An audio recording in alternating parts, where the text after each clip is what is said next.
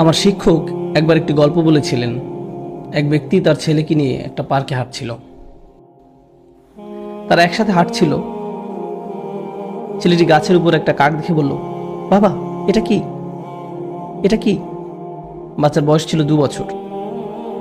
বাবা বলল, এটা একটা কাক। ছেলে আবার বলল, বাবা, এটা কি? বাবা আবার উত্তর দিল, এটা একটা কাক। আচ্ছা ঠিক আছে, বাবা, এটা কি? বাবা বলল, এটা একটা কাক। ও কাক, এটা কি? এটা একটা কাক। এভাবে 10 মিনিট ছেলেটি বাবাকে প্রশ্ন করে গেল। বাবা 30 বার উত্তর দিলেন। তিনি একটা ছোট ডায়েরিতে লিখে রাখলেন, আমার ছেলে আজ পার্কে হাঁটার সময় একটি কাককে নিয়ে 30 বার প্রশ্ন করেছে, যেটা ছিল পৃথিবীর সবচেয়ে সুন্দর জিনিস। 30 বছর পর, ছেলের বয়স এখন 2 বছর না, তার বয়স 32 বছর। বাবা ছেলেকে ফোন করলো, আমি কি তোমার কাছে আসতে পারি? ছেলে উত্তর দিল, বাবা, এটা ঠিক দেখা করার সময় না। বাবা বললেন, আমাকে কিছুক্ষণ সময় দাও, আমার 10 থেকে 15 মিনিট দরকার, শুধু এইটুকু সময় হলেই চলবে। চলো গাড়িতে করে বের হই, তোমার সাথে কিছু ব্যাপারে কথা আছে। ছেলে বেশ বিরক্ত হয়ে, ঠিক আছে। বাবা আসলেন এবং গাড়িতে উঠে ছেলেকে নিয়ে পার্কে গেলেন। ছেলে মহা বিরক্ত হয়ে বলল, এসব কি বাবা? আপনি কি খুব দ্রুত বলতে পারবেন? আমার কাজ আছে। বাবা বললেন, শুধু আমার সাথে হাঁটো। তারা হাঁটছিল এবং গাছের উপর একটি কাক দেখতে পেল। বাবা বললেন, বৎস, এটা কি? তুমি কি সত্যিই জানতে চাও এটা কি? এটা একটা কাক। ও বৎস, এটা কি? ছেলে এবার প্রচন্ড রেগে গেল। এটা কি একটা খেলা? আমার কাজ আছে, ঠিক আছে? এটা একটা কাক, আপনি কি দেখতে পাচ্ছেন না? আমি গত মাসেও আপনাকে নতুন চশমা এনে দিয়েছি। আমার সাথে এমন কেন হচ্ছে? বাবা, আপনি কেন এত জটিল? আমি বুঝতে পারছি না সমস্যাটা কোথায়। জাস্ট বলেন কি বলতে চান। আমি ব্যস্ত আছি, ঠিক আছে? বাবা তার ডায়েরির পাতা খুলে বলল, বৎস, ঠিক এরকম একটা ঘটনা 30 বছর আগে ঘটেছিল। আমরা এই পার্কে হাঁটছিলাম, তুমি একটি কাক দেখেছিলে। তুমি 30 বার আমাকে এটার সম্পর্কে জিজ্ঞেস করেছিলে। আমি প্রতিবার হেসে উত্তর দিয়েছিলাম। আর এখন তুমি দ্বিতীয়বারও উত্তর দিতে পারছো না। আমরা আমাদের পিতামাতাকে কি দিচ্ছি? মূল বিষয় হলো, আল্লাহ প্রথমে নিজের কথা উল্লেখ করেছেন, তারপর পিতামাতার কথা উল্লেখ করেছেন। তোমরা নিজেরাই চিন্তা করো, তারা তোমাদের জন্য কি করেছেন এবং তোমরা তাদের জন্য কি করছো। এমন অনেক পিতামাতা আছেন, যখন তাদের সন্তান আইসিইউতে থাকে,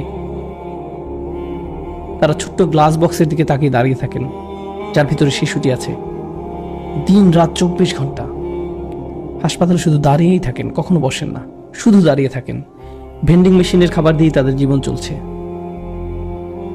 আর ঠিক এই সন্তানই বড় হলে ফোন করে খবর নেওয়ারও সময় হয় না। কত মা তার সন্তান ভূমিষ্ঠ করতে মৃত্যুর কাছাকাছি চলে যায়, আর এখন তার ফোনের উত্তর দেওয়া অনেক কঠিন হয়ে পড়েছে। আর এখন তাকে কি দিচ্ছেন? সারাদিন 2 মিনিটের মতো সময়। তাকে কিছুটা গুরুত্বপূর্ণ ভাবতে দিন। এটা কতটা অন্যায্য যে আপনি তাদের নিকট ছিলেন সবচেয়ে গুরুত্বপূর্ণ, আর এখন তারা আপনার কাছে গুরুত্বহীন। এটা কতটা ন্যায় বিরুদ্ধ।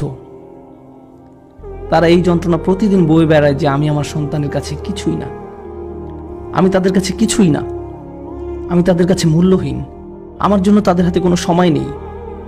কোনো কিছু আপনার কাছে মূল্যবান মনে হলে তাতে আপনি সময় দান করেন। বেশিরভাগ ক্ষেত্রে এই সময় আমরা পিতামাতার কাছ থেকে দূরে সরে থাকতে চাই। আপনি আপনার বন্ধুদের সাথে থাকতে চান, নিজের মতো করে থাকতে চান, মাতা পিতার সাথে থাকতে চান না। এই বদ অভ্যাসটা আপনিই বাড়তে দিয়েছেন, আর সময়ের পরিক্রমায় এটা আরো খারাপ হতে থাকবে। আমাদের পিতামাতা অনেক অনেক বেশি আবেগপ্রবণ, তারা খুবই রক্ষণাত্মক। এটা বুঝতে পারবেন না যতক্ষণ না আপনি নিজে পিতামাতা হবেন। আপনার বয়স 60 হলেও আপনি তাদের কাছে শিশু। তারা এখনো স্মরণ করতে পারে আপনার ময়লা ন্যাপকিন পরিষ্কার করার কথা, আপনাকে দুধ খাওয়ানোর কথা, কিভাবে ঢেকুর তুলেছেন, পিছনের সিটে বসানোর পর কিভাবে আপনাকে পরিষ্কার করেছে, খাইয়েছে। আপনি স্মরণ করতে পারেন না, কিন্তু তারা পারে। আমার সন্তান এটি মনে রাখবে না। গাড়িতে বসা অবস্থায়, আব্বু টয়লেটে যাবো, টয়লেটে যাবো, টয়লেটে যাবো, হঠাৎ করে সে চুপ হয়ে যায়। আমি বললাম, জানালা নামিয়ে দেয়, এখনই সময়।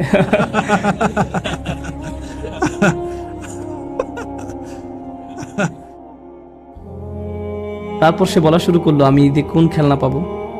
আমি ভাবলাম, ওকে, গাড়ি চালানোর জন্য আজ ভালো সময় নয়। তারপর সে যখন কলেজ থেকে গ্রাজুয়েশন করেছে, একদিন বিয়ে করেছে, সে তখন আর এটা মনে রাখবে না। কিন্তু কে কখনো ভুলে যাবে না? আমি কখনো ভুলে যাব না। আমি ভুলবো না তাকে কিভাবে বাথরুমে নিয়েছি, তাকে পরিষ্কার করেছি, জামা পরিয়েছি। সে বলেছিল, আব্বা এই স্পাইডারম্যান পোশাকটা পরিয়ে দিন।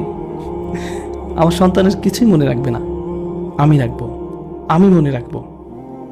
এই একই শিশু যখন পিতাকে একদিন বলে, বাবা আমি ঠিক তোমাকে বুঝতে পারি না, আমার হাতে একদম সময় নেই, এটা আসলেই তাকে দুঃখ দেয়, এটা আসলেই তাকে দুঃখ দেয়। ঠিক এই আচরণটাই আমি আপনি আমাদের পিতামাতার সাথে করে থাকি। তারা ছিল আমাদের জীবন, আমাদের জন্য তারা তাদের জীবন দিয়েছেন, তাদের ক্যারিয়ার বিসর্জন দিয়েছেন, তাদের ছুটি, তাদের বন্ধু বান্ধবদের সঙ্গ ত্যাগ করেছেন। আপনি জানেন সেটা? আমি এটা এখন জানি, আমি তখন জানতাম না। আপনি আসার আগ পর্যন্ত তাদের জীবনের এক ধরনের পরিকল্পনা করা ছিল, আর আপনি আসার পর আপনিই হয়েছেন তাদের পরিকল্পনা।